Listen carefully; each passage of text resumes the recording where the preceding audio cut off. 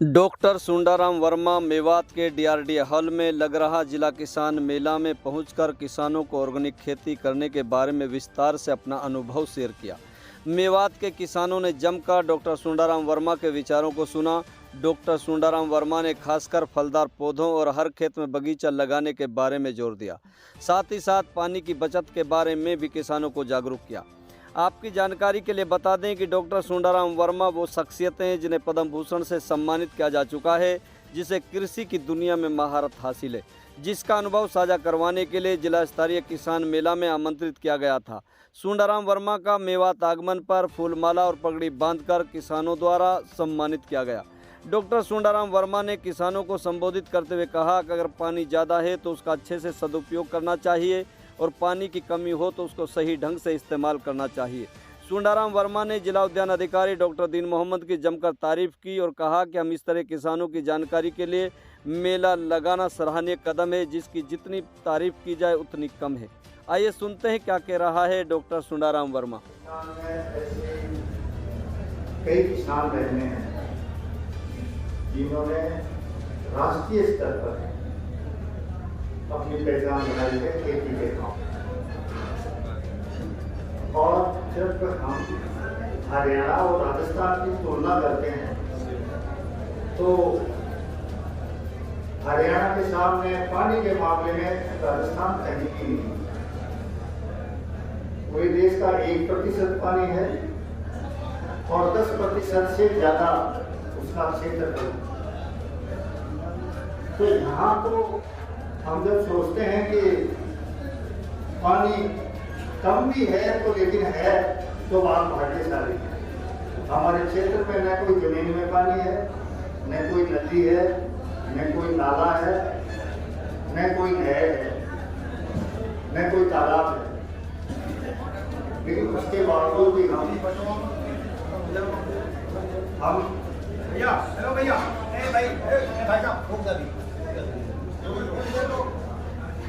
फिर भी हमने कोशिश हम करते हैं कि खेती हमारे लिए। यहाँ रास्ते में हो सकता है कि आपके गांव में स्थिति दूसरी हो, लेकिन रास्ते में मैंने देखा है कि कोई फलदार बगीचों का क्षेत्र नहीं है कहीं। आज की स्थिति में जो लागत खर्च है वो फसलों में भी ज्यादा आती है और सब्जियों में भी ज्यादा आती है, लेकिन दलहनी और तिलहनी फसलों में थोड़ी कम आती है और बगीचे में आमदनी के मुकाबले में लागत कम आती है। तो मेरा सबसे ज्यादा आग्रह तो ये है कि हर किसान के खेत में कोई न कोई बगीचा होना चाहिए। आप कहीं भी देख लीजिए, कोई आदमी दूसरा काम भी करता है, समय भी नहीं दे पाता, तो बगीचा एक फलदार पौधे ऐसे हैं कि उसमें रोज देखभाल की जरूरत नहीं पड़ती। तो एक तो मेरा सुझाव यह है कि बगीचा आप जरूर लगाएं।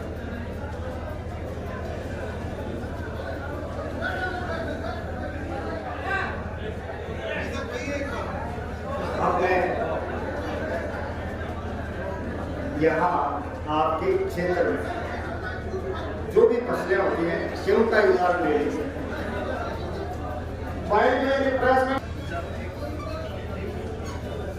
तो यहाँ जो खेती होती है उसमें 1 किलो अगर गेहूं होता है तो 1200 लीटर पानी लगता है, ऐसा विशेषज्ञ है। हमारे क्षेत्र में कुंवारों की खेती होती है, उसमें 800 लीटर पानी लगता है। और जहां बिल्कुल पानी नहीं है और बरसात का पानी इकट्ठा करते हैं, वहां ड्रिप सिंचाई के माध्यम से केवल 300 से 400 लीटर पानी 1 किलो गेहूं में लगता है। आप ये देखो, पानी का महत्व बता रहा हूं मैं। जैसा कि डिप्टी सर ने कहा कि यहाँ भी पानी की कमी है, लेकिन मैं तो यही मानकर चल रहा था कि हरियाणा में तो पानी की कमी का कहीं सवाल ही नहीं है। लेकिन 1200 लीटर पानी लगता है 1 किलो गेहूं में। आप थोड़ा सा हिसाब लगाओ, बाजार में लाते हैं 20 रुपए लीटर में पानी खरीदते हैं, आप किसान के पानी की 2 पैसे कीमत तो मानोगे तो कम से कम जब 20 रुपए बाजार से लेके आते हैं तो हमारा पानी 2 पैसे से सस्ता तो नहीं है। अब 2 पैसे अगर पानी का लगाएं, 1 लीटर पानी का 2 पैसे भी लगाएं तो आप सोचो 24 रुपए का तो पानी हो गया।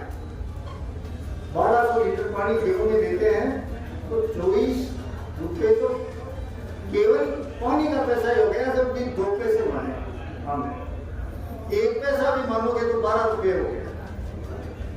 तो मेरे कहने का मतलब यह है कि पानी की कीमत हमेशा समझो, ज्यादा पानी है तो उसका सदुपयोग करो कि जितना पानी चाहिए उतना ही करें, और कम पानी है तो उसका बहुत सही ढंग से इस्तेमाल।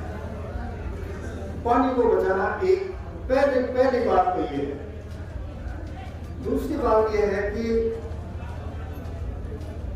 आप ये तो पिछले साल आपने अखबारों में भी पढ़ा होगा, किसान है तो उनको वैसे ही पता है कि मार्च के महीने में तेज गर्मी पड़ी थी।